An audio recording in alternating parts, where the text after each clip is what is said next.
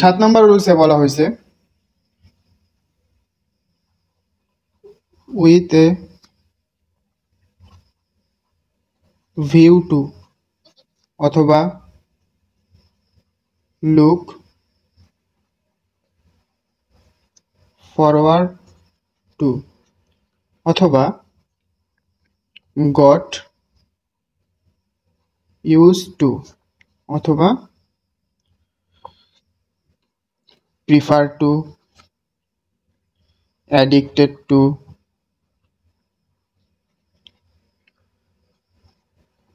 Devoted to.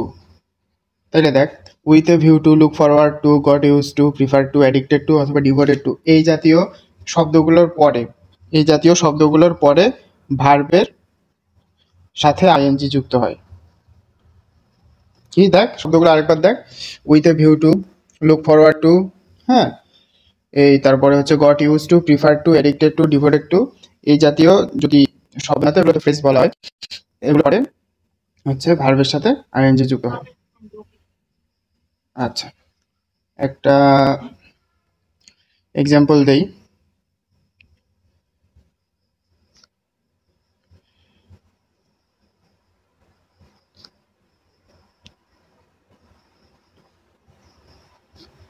went to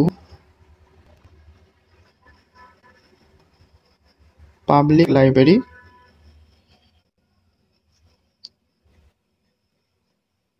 with a view to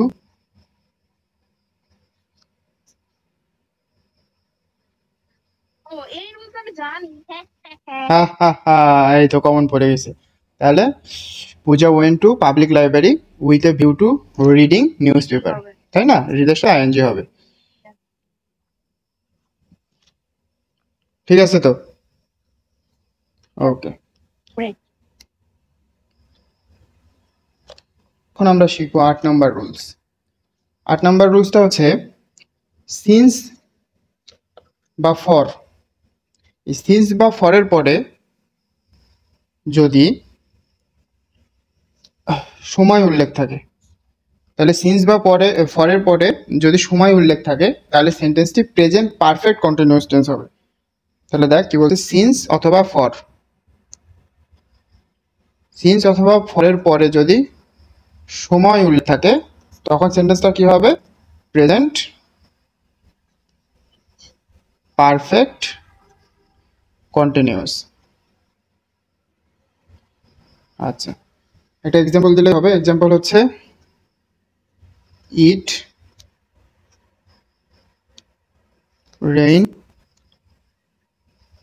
for 2 hours. তাহলে দেখ এই since বা ফরের পরে কি আছে? 2 আওয়ার্স, একটা সময় উল্লেখ আছে। তাহলে আমার এই সেন্টেন্সটা কি হবে? প্রেজেন্ট পারফেক্ট কন্টিনিউয়াস টেন্সে করতে হবে। ঠিক আছে না? তাহলে it has been raining. It has been raining for 2 hours. এটা হচ্ছে 8 নাম্বার রুলস আমাদের। এখন আমরা শিখবো 9 নাম্বার রুলস। 9 নাম্বার রুলসটা একটু ঝামেলা, একটু মনোযোগ দিয়ে দেখবি। 9 নাম্বার রুলস বলা হচ্ছে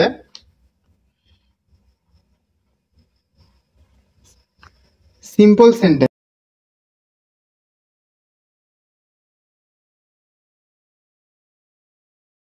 নরমালি দেখ একটা সিম্পল সেন্টেন্স কি? সিম্পল সেন্টেন্সে বলা হয় সিম্পল সেন্টেন্স যেসব সেন্টেন্সের একটা সাবজেক্ট থাকবে আর হচ্ছে একটা ফাইনিট ভার্ব থাকবে। তাহলে যে সেন্টেন্সের একটা সাবজেক্ট এবং একটা ফাইনিট ভার্ব থাকে তাকে বলা হয় সিম্পল সেন্টেন্স। তো আমার রুলস নাম্বার 9 এ বলা হয়েছে সিম্পল সেন্টেন্সে যদি দুইটা ভার্ব থাকে, সিম্পল সেন্টেন্সে যদি দুটি ভার্ব থাকে তাইলে শেষের ভার্ব বা সেকেন্ড ভার্ব যেটা, শেষের ভার্বের সাথে আমার শেষের ভার্বের সাথে আইএনজি যোগ হয়। আইএনজি যোগ হয়। আবার আরেক জায়গায় বলা হয়েছে, এটা 1 নাম্বার, 2 নাম্বার। আরেক জায়গায় আবার বলা হয়েছে সিম্পল সেন্টেন্সে দুটি ভার্ব যদি থাকে তাইলে শেষের ভার্বের আগে টু আসে। এখন আমার কথা হলো কখন ভার্বের সাথে আইএনজি যুক্ত হবে, কখন হচ্ছে টু হবে, আমি বুঝবো কিভাবে, তাই না? এক জায়গায় বলা হলো সিম্পল সেন্টেন্সে দুইটি ভার্ব থাকলে শেষের ভার্বের সাথে আইএনজি যুক্ত হয়, আবার আরেকটা বলা হচ্ছে সিম্পল সেন্টেন্সে দুইটি ভার্ব থাকলে শেষের ভার্বের আগে টু বসে। এখন কোনটার সাথে আইএনজি যুক্ত হবে, কোনটা টু বসবে, এটা বুঝবো কেমনে? দেখ, আইএনজি যেটা যুক্ত হবে যদি উদ্দেশ্য না বোঝায়, উদ্দেশ্য না বোঝালে আইএনজি যুক্ত হয়। আর যদি ওই সেন্টেন্সে কোনো একটা উদ্দেশ্য বোঝায়, যদি একটা কোনো উদ্দেশ্য বোঝায় তখন টু হবে। তাহলে উদ্দেশ্য না বোঝালে দ্বিতীয় ভার্বের সাথে আইএনজি যুক্ত হবে, আর যদি উদ্দেশ্য বোঝায় তাহলে দ্বিতীয় ভার্বের আগে টু হবে। এখন দেখ, আমি দেই, এক্সাম্পল দিলে বুঝবি। আই স সামওয়ান,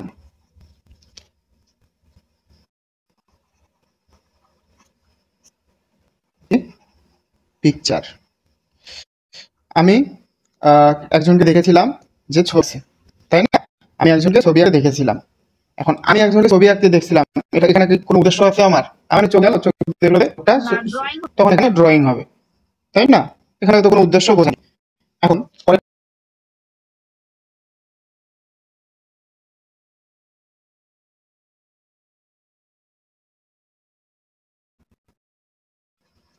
দেখ, I went TMC dash C my relative. আমি ঢাকা মেডিকেল গেছিলাম আমার সব আত্মীয়, এখানে কি আমার একটা উদ্দেশ্য বোঝাইছে? আমরা কোথাও বুঝেছি, তাহলে এখানে হবে টু সি। তাহলে নাম্বার হয়েছে সিম্পল সেন্টেন্সে একটা সাবজেক্ট একটা ফাইনাইট ভার্ব থাকে। এখন বলো সিম্পল সেন্টেন্সে যদি দুইটা ভার্ব থাকে তাহলে শেষের ভার্বের সাথে আই যুক্ত হবে। কখন যুক্ত হবে? যদি ওটার উদ্দেশ্য না বোঝায়।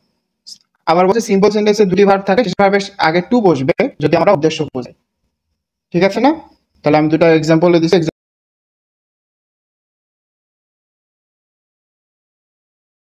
এক্সাম্পলের মাধ্যমে বোঝানোর চেষ্টা করছি। এটা হচ্ছে 9 নাম্বার। এখন হচ্ছে 10 নাম্বার, ইফ যুক্ত। ইফ যুক্ত ক্লজটি ইফ যুক্ত ক্লজটি যদি প্রেজেন্ট ইনডিফিনিট টেন্স হয় তাহলে অর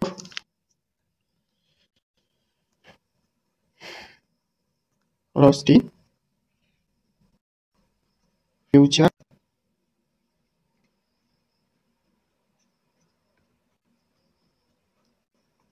তাহলে দেখ, বলা হচ্ছে ই যুক্ত ক্লজটি যদি প্রেজেন্ট ইনডিফিনিট হয়, প্রথম অংশটা যদি প্রেজেন্ট ইনডিফিনিট টেন্স হয় তাইলে অপর ফিউচার ইনডিফিনিট টেন্স হবে। তোমরা যদি প্রেজেন্ট ইনডিফিনিট টেন্স হয় তাহলে পরেরটা কি হবে? Future indefinite tense. যেমন দেখ, তাহলে একটা নরমালি যদি আমি স্ট্রাকচার লিখি, ইফ প্লাস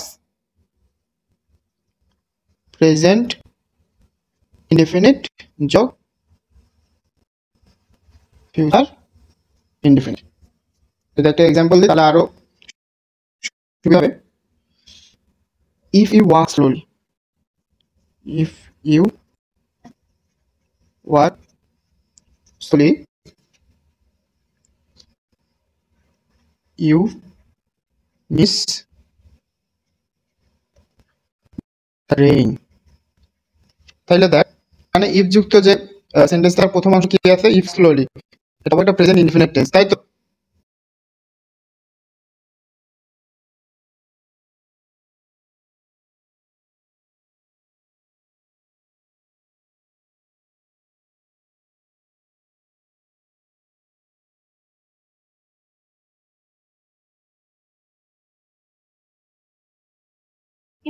আচ্ছা, আর ইফ যুক্ত ওই সেন্টেন্সের প্রথম অংশটা যদি তোর হচ্ছে প্রেজেন্ট ইনডিফিনিট টেন্স হয় তাহলে অংশটা কি হবে? ফিউচার ইনডিফিনিট হবে, তাহলে ইউ মিস আছে, আমার লিখতে হবে you will miss the train. এটা ইউ নিয়ম, এটা দিয়েও কিন্তু তোর হচ্ছে কোশ্চেন আসে। আমি এগুলো এখন পড়াচ্ছি, এগুলো কিন্তু সুপার ইম্পর্টেন্ট, এগুলো সব সুপার ইম্পর্টেন্ট ভাবে পড়ানো হচ্ছে আর কি, এগুলো আসে। ঠিক আছে, কোশ্চেন ঘাট করে দেখবি যে রুলটা, রুল 11, এখানে বলা হচ্ছে একটা সেন্টেন্স থাকবে, তার দুই পাশে হচ্ছে একই ভার্ব একই টেন্স হবে। সেটা কখন হবে? যদি এই এই জাতীয় সেন্টেন্সের মাঝখানে কোঅর্ডিনেট কনজাংশন যুক্ত থাকে। যদি এর মাঝখানে এই সেন্টেন্সের মান কি থাকবে? Coordinate conjunction. তাহলে একটা সেন্টেন্সের উভয় পাশেই একই ভার্ব এবং একই টেন্স হবে যদি এর মাঝখানে এই কোঅর্ডিনেট কনজাংশন যুক্ত থাকে। কোঅর্ডিনেট কনজাংশন করলে নরমাল বলা হয় তোর হচ্ছে এন্ড অথবা বাট অথবা কোঅর্ডিনেট কনজাংশন দ্বারা একটা যদি দুই ভাগে করা থাকে, দুই ভাগে বিভক্ত, তাহলে দুই পাশে একই টেন্স হবে, ভার্ব থাকে। আমি এক্সাম্পল দিতে পারি, যেমন দেখ, I decided to it at, বানান যায় তোরে, এন্ড বিট্রি বিউট ইট এমন অল। তাহলে বলতে এখানে কি হয়? I decided to take it and distribute it among all. তাহলে এখানে কোঅর্ডিনেট কনজাংশনটা এক সেন্টেন্স দুই ভাগে ভাগ করা আছে। আমি বলছি দেখ, প্রথম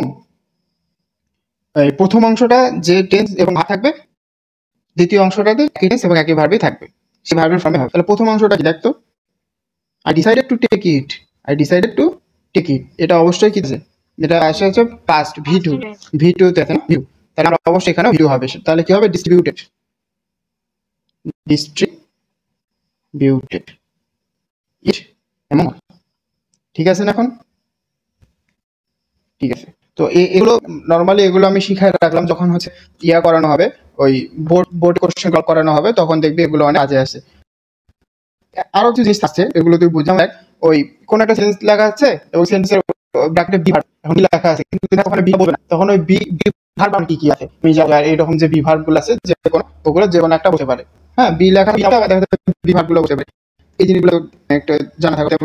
হয়লের কিছু জিনিস আছে, এগুলো জানিস।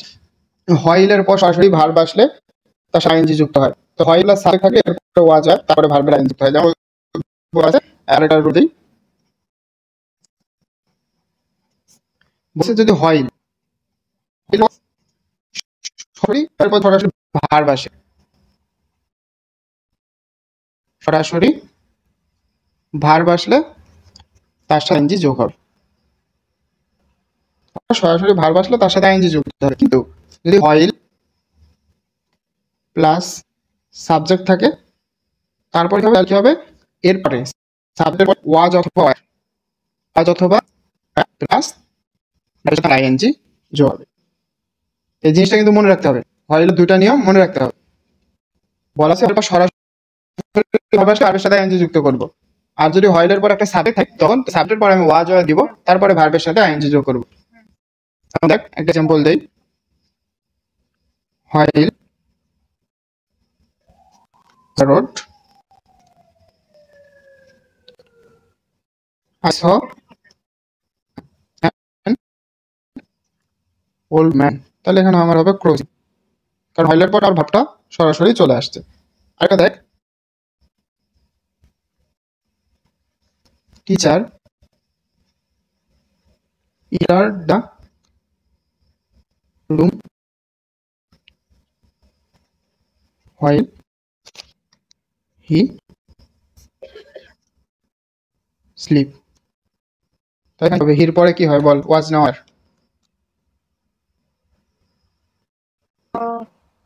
when he third person singular number, while he was sleep, তাহলে while এর পর ভার্বের সাথে আইএনজি যুক্ত হয়, আর while এর পর যদি সাবজেক্ট